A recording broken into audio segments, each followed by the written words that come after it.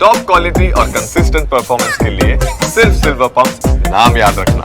और इधर डोनेट्स्क के पेट्रोवका पर रूस का कब्जा, रूसी रक्षा मंत्रालय ने कब्जे की पुष्टि की है। सैन्य पोस्ट पर रूस ने लहराया झंडा।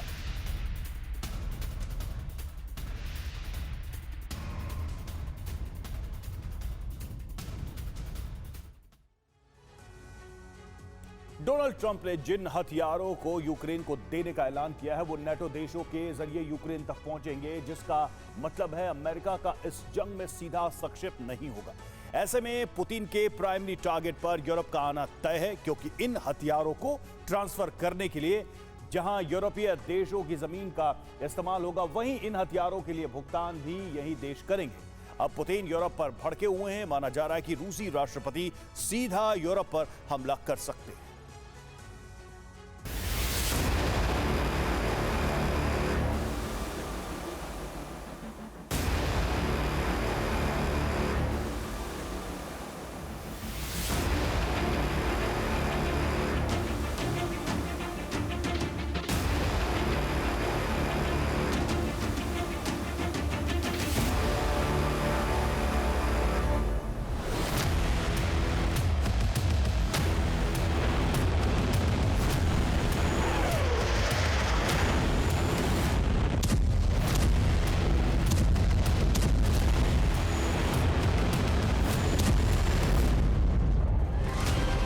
बातचीत का दौर खत्म हो चुका है।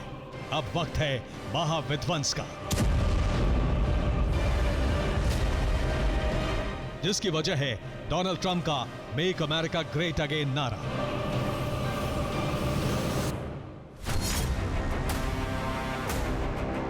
जिसे पूरा करने के लिए जो रोड मैप ट्रंप ने खींचा है वो यूरोप की तबाही से होकर गुजरता है।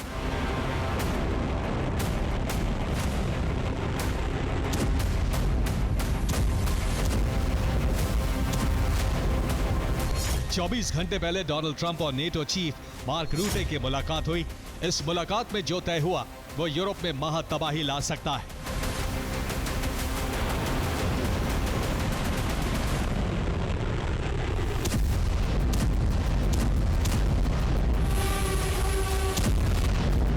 मीटिंग में फैसला लिया गया, नेटो देश अमेरिका से हथियार खरीदेंगे। पहले चरण में नेटो यूएस से 10 अरब डॉलर के हथियार खरीदेगा, जिसमें मिसाइलें, एयर डिफेंस सिस्टम और आर्टिलरी शामिल हैं। ये सभी हथियार नेटो यूक्रेन भेजेगा।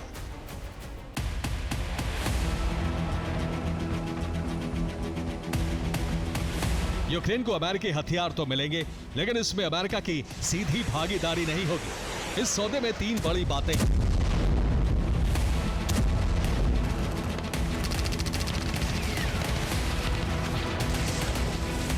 पहली, नेटो के जरिए हथियार यूक्रेन भेजे जाएंगे।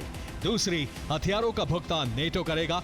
और तीसरी, अमेरिका को खुद से कोई रकम नहीं चुकानी होगी।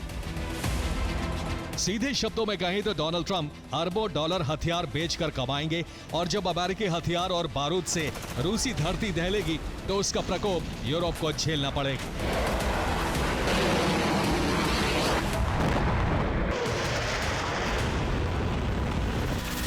मार्क रूटे के साथ डोनाल्ड ट्रंप ने जो डील की है उसके बाद ट्रंप पर कई सवाल उठ रहे हैं। माना जा रहा है कि सत्ता में आने के बाद ट्रंप ने यूरोप पर हथियार बजट बढ़ाने के लिए जो दबाव डाला, पुतिन के साथ जो भी बातचीत की, वो महज अमेरिकी हथियार बेचने का षड्यंत्र था। डोनाल्ड ट्रंप की इस डील में उन्हें सिर्फ फायदा ही फायदा है। अमेरिका हथियार बेचेगा जिससे उसे मुनाफा होगा। नेटो हथियार खरीदकर यूक्रेन को देगा, जिससे यूक्रेन लंबे वक्त तक जंग लड़ सकेगा। और यूरोप को लगता है कि जब तक रूस यूक्रेन से जंग लड़ रहा है तब तक वो पुतिन के क्रोध से सुरक्षित रहेगा।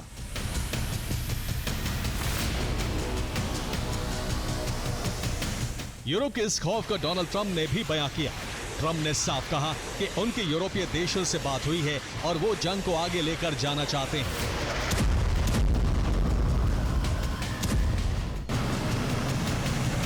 हालांकि यूरोप का यह प्लान पूरी तरह से फेल होने वाला है, क्योंकि रूस ने ऐलान कर दिया है कि यूक्रेन को लॉन्ग रेंज हथियार देने वाले देशों को भी युद्ध में भागीदार माना जाएगा, और यूरोप के वो सभी देश उसके टारगेट पर होंगे जिनकी धरती से होकर हथियार यूक्रेन पहुंचेंगे।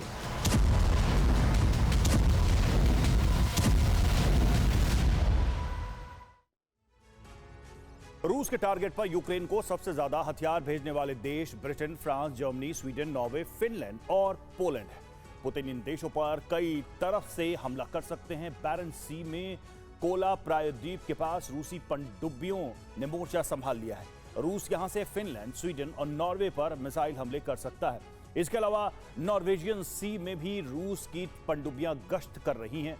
यहां से पुतिन के एक इशारे पर ब्रिटेन, जर्मनी और फ्रांस पर हमले किए जा सकते हैं। रूस कैलिनिनग्राद से भी यूरोपीय देशों को टारगेट कर सकता है। यहां रूसी नौसेना के कई युद्धपोत और सबमरीन मौजूद हैं। इसके अलावा यहां इस्कंदर मिसाइलें भी तैनात की गई हैं, जिससे यूरोप को दहलाया जा सकता है।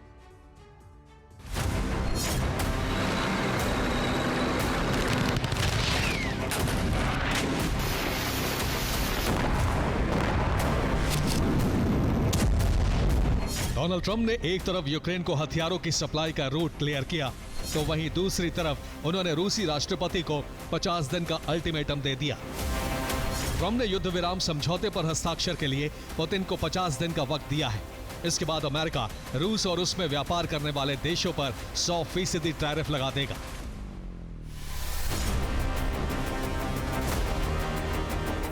ट्रंप का यह कदम भी बड़ा व्यापारिक षड्यंत्र माना जा रहा है। दरअसल एक तरफ ट्रंप के सौदे ने यूरोप को महाविध्वंस की चौखट पर खड़ा कर दिया है, वहीं दूसरी तरफ डोनाल्ड ट्रंप ने रूस को 50 दिन का वक्त देकर पुतिन से समझौते का एक रास्ता अभी भी खुला छोड़ा है।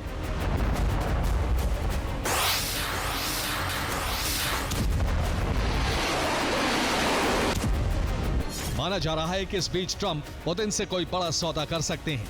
इन कयासों की वजह है पुतिन को दी गई ठीक 50 दिन की समय सीमा। एक्सियोम की रिपोर्ट के मुताबिक 3 जुलाई को ट्रंप और पुतिन की फोन पर बातचीत हुई थी, जिसमें पुतिन ने 60 दिन में अपने लक्ष्यों को हासिल करने की बात कही थी। 14 जुलाई को ट्रंप ने पुतिन को समझौते के लिए 50 दिन की मोहलत दी। ये मोहलत पुतिन की डेडलाइन के एक दिन बाद खत्म होगी। ऐसे में माना जा रहा है कि ट्रंप ने जानबूझकर 50 दिन की समय सीमा रखी ताकि पुतिन यूक्रेन में अपने लक्ष्यों को हासिल कर सकें और फिर ट्रंप पुतिन से समझौता कर लें। यानी ट्रंप एक तरफ अरबों डॉलर की कमाई करेंगे तो वहीं रूस से सुरक्षित दूरी भी बनाए हुए हैं। ऐसे में इस समझौते की बड़ी कीमत यूरोप को चुकानी पड़ सकती है। Bureau report, TV9 Bharatvarsh.